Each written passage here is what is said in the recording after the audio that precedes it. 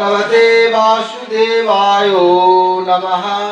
कृष्णं नारायणं वन्दे कृष्णं वन्दे व्रजप्रियं कृष्णं द्वैपायनं वन्दे वन्दे कृष्णमूर्तिभासुतम्। अथ ॐ नमो भगवते वासुदेवाय नमः। नमो स्पन्दन्त्वाय सहस्रशीर्षाय सुरतार्णवशायिने शेषो भोगो कर्दङ्कराय गरुडवाहनाय अजाय अजिताय अमृताय कृतवाससे वासुदेव शङ्करण प्रत्युत्थानिबुद्ध हयग्रीवो महावराहच्युत निसिंहो परशुराम श्रीरामवत्स कुर्मवरप्रदे नमस्ते। ॐ नमो सच्चिदानन्द स्वरूपाय विश्वोत्पत्तो देवते तापत्रय विनाशाय श्रीकृष्णाय वयं नमः।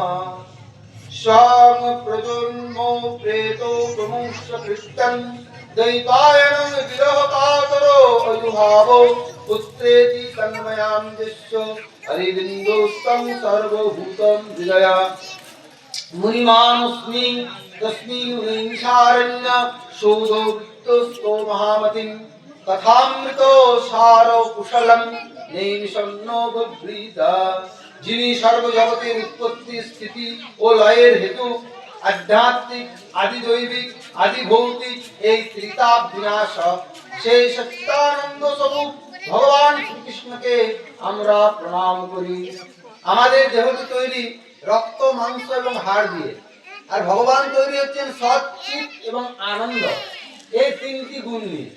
সৎ যেটা হচ্ছে অব্যয়, যা শাশ্বত, যা চিরন্তন, যার কখনো ব্যয় নেই, সেই সৎ যেটা সেইটা দিয়ে ভগবানের তৈরি।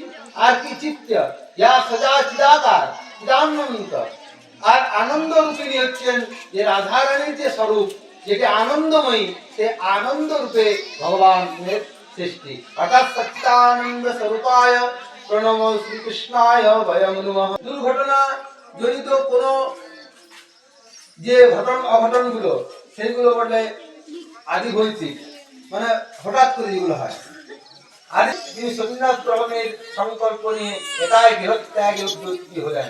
সেই দেখে তাঁর পিতা বেদব্যাস পুত্র বিরহে কাতরস্বরে বলে উঠলেন, পুত্র তুমি কোথায় চলেছ?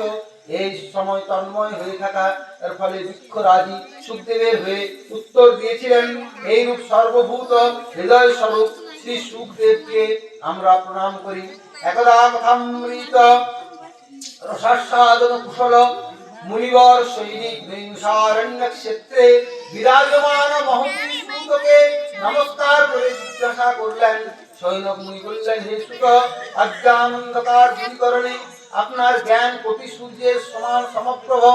আপনি আমাদের কর্ণে সৃষ্টিকারী অমৃত কথা সাগর কথা বলুন।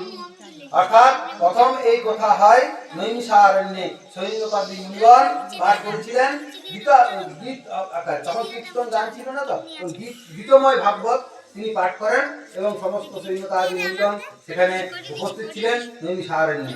সেই কথামৃত তিনি পাঠ করেছিলেন এবং পরবর্তীকালে তার সুখদেব রাজা পরীক্ষিতকে শ্রবণ করান। সেই নিয়ে আমাদের এই ভাগবত শাস্ত্র। আজকে আমরা তাহলে কি করবো? ভজনের মুখ্য না সমুদ্র মন্থন? হ্যাঁ, ভজনের মুখ্য।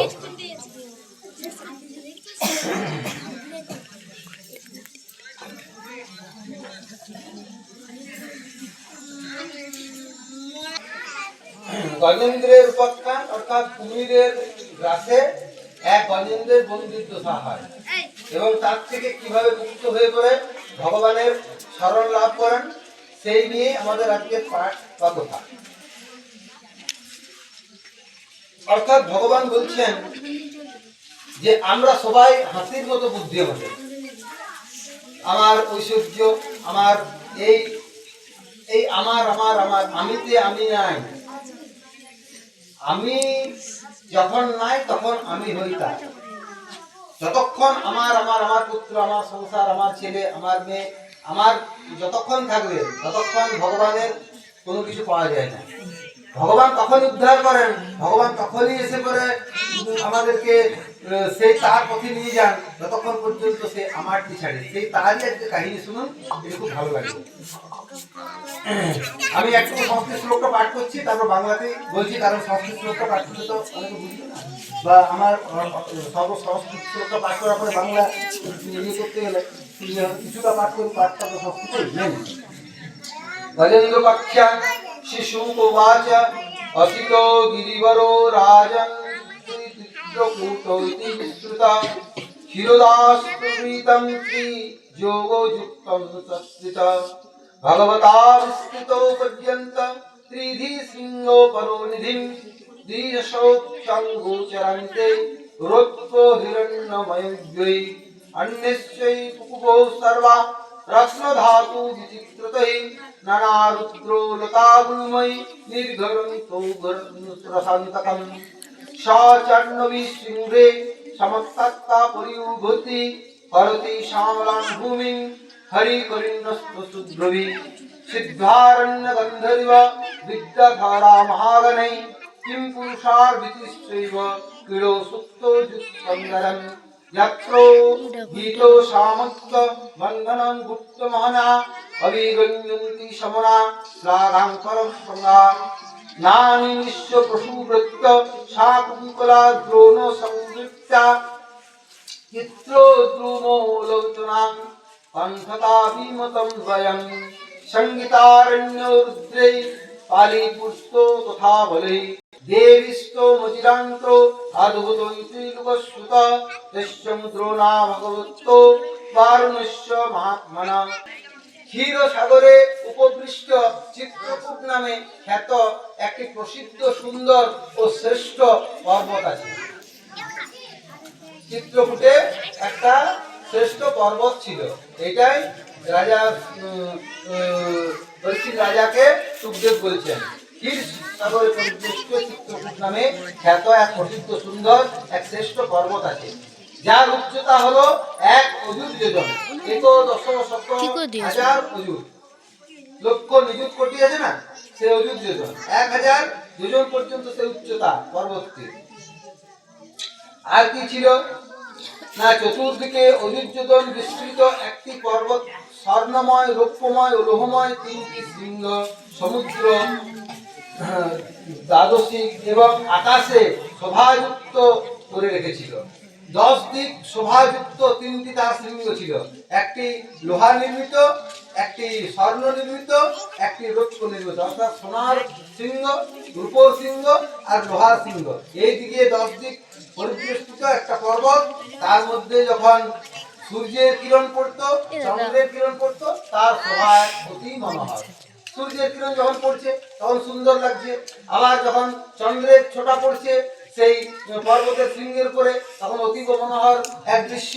অর্থাৎ এরকম দৃশ্য অদ্ভুত ধরনের একটি পর্বত সেই ক্ষীরসাগরে চিত্রকূটে ছিল। সেখানে দেবাঙ্গনারা ক্রীড়া করতেন, সর্বাঙ্গীন ফুল ও ফলে সমৃদ্ধ বৃক্ষসমূহ সেই উদ্যানটি সুশোভিত ছিল। অর্থাৎ সেই উদ্যানে কি কি ছিল না, বিভিন্ন সময়ের ফলের এবং বিভিন্ন সময়ের ফুলের উদ্যান, এবং সেই জায়গাটি খুব মনোহর একটা দৃশ্য ছিল।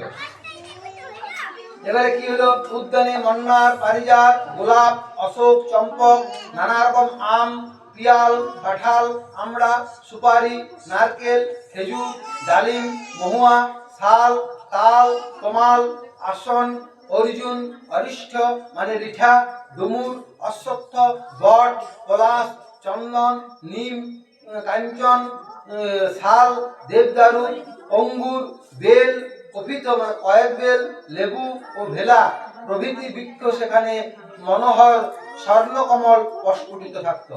আমরা তো এইখানে লাল কমল দেখেছি, লাল পদ্ম আর সাদা পদ্ম, ওখানে সোনালী রঙের পদ্ম ঘুরতো, যেন সোনার কমল মনে হতো। সেই সোনার কমল প্রস্ফুটিত সরোবর ছিল। অর্থাৎ বিভিন্ন জলচর জীব ছিল, এবং সেই বৃক্ষগুলিতে বিভিন্ন রকমের পাখির কোলাহল শোনা যেত। চন্দ্রমল্লিকা, মাধবী, জুই, গোলাপ, শতপত্র প্রভৃতি পুষ্প এর বৃক্ষ সর্ব ঋতুতে পুষ্প প্রদানকারী তীর্থস্থ অন্যান্য বৃক্ষের সবাই সেই সরোবর সম্পন্ন ছিল। একটা সরোবর ছিল, অনেক সরোবরের মধ্যে একটা সরোবর ছিল অতীব গভীর। সেই সেই পর্বতে গভীর জঙ্গলে অনেক হস্তিনীর সঙ্গে এক গজেন্দ্র বাস করত। দেখুন মা, বিভিন্ন আমরা যে সবাইকে নিয়ে থাকতে খুব ভালোবাসি, পিতা পুত্র কন্যা এবং সমস্ত সবাইকে নিয়ে আমরা যেমন থাকি, তেমনি এই হস্তিনী একটা হাতি সেখানে থাকতো সেই পর্বতে। এবং বৃক্ষের সবাই মনোহর সেই পর্বতের গভীর জঙ্গলে হস্তিনী এক গজেন্দ্র বাস করত। তার অধীনে বহু সংখ্যক শক্তিশালী হাতি ছিল। একদিন সেই গজেন্দ্র কাঁটাযুক্ত কিচক, বাঁশ, বেত প্রভৃতি বিশাল লতা গুল্ম এবং নানা বৃক্ষ লন্ড ভন্ড করে ঘুরে বেড়াচ্ছিল।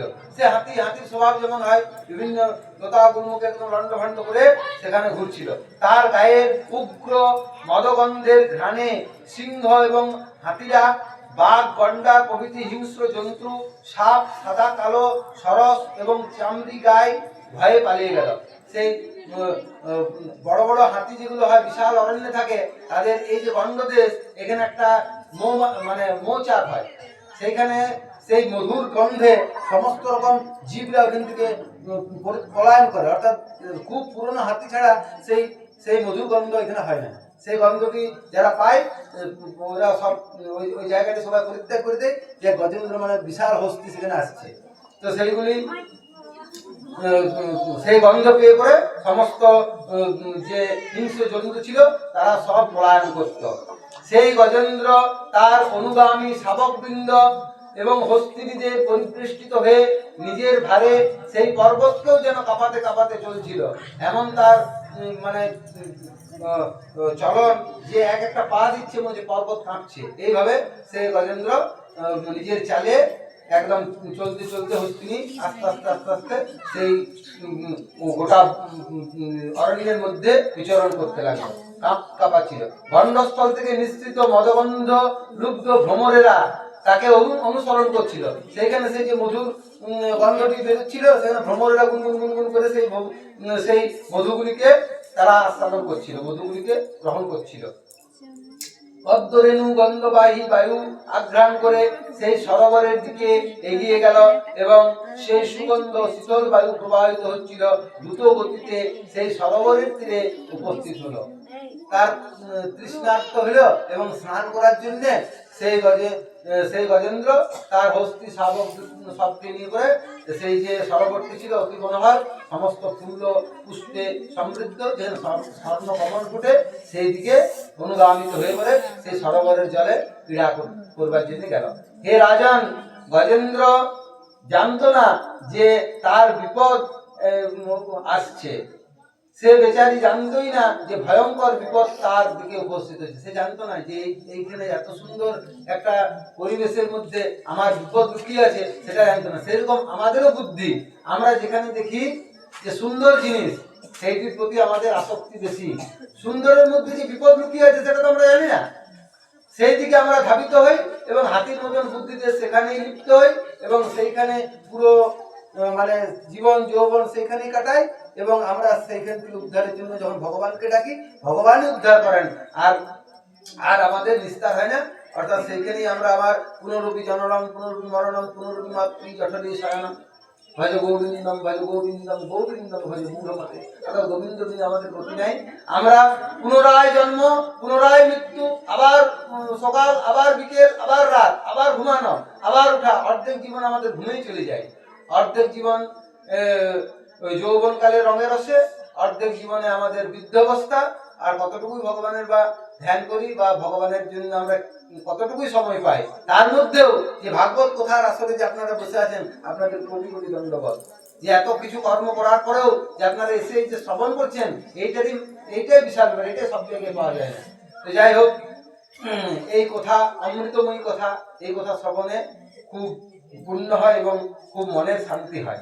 তো সেই গজেন্দ্রও জানতো না, ভালো ভালো জিনিস দেখে করে সেই সরোবরে নাম, অর্থাৎ সংসার রূপী সরোবরে আমরা অবগাহন করলাম। এবারে কি হলো না, হে রাজন, গজেন্দ্র সে সময়ে উন্মত্তের মতো সেই সকল কাজ করছিল। সেই সময় দৈব প্রেরিত এক অতি বলবান কুমির ক্রোধের বশবর্তী হয়ে তার পা কামড়ে ধরল। স্থলভাগে হচ্ছে বলবান হস্তি, আর জলে জলে কুমির হচ্ছে বেশি বলবান। যেমন স্থলভাগে হাতি যেমন বলবান হয়, তেমনি জলভাগে তার কোনো আর কিছু চলে না। হাতি পাটি ধরেছে কুমিরে, আমাদেরকে যেমন ধরে ধরে না সংসার রুটি যেসব জাল, হ্যাঁ বিভিন্ন রকম ইয়েতে আমাদেরকেও ধরে যে এই সংস্কার এই করতে হবে এই ব্যাপার, সেই রকম কুমিরে ওই কুমিরের গাছ এই আমাদের সংসারটি ওই রকম কুমিরের ব্যবস্থা করাল, অর্থাৎ ওই ভয়ঙ্কর জাল। ওখানে ভালো ভালো জিনিসের সন্ধানে গিয়ে করছে সরবরাহ অবগাহন করছি সংসারে, তো সেইখান থেকে কুমিরে ধরছে, অর্থাৎ সেই কুমির বলবান কুমির এক ধরেছে।